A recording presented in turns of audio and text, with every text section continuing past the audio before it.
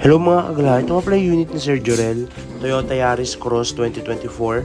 Full wrap na ipapagawa niya.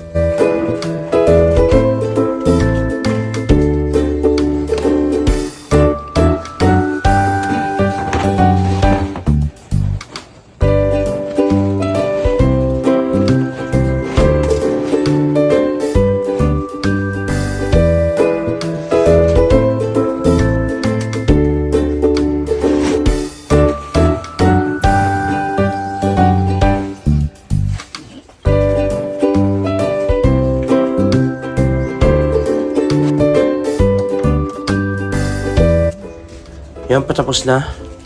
Ito yung may deadening.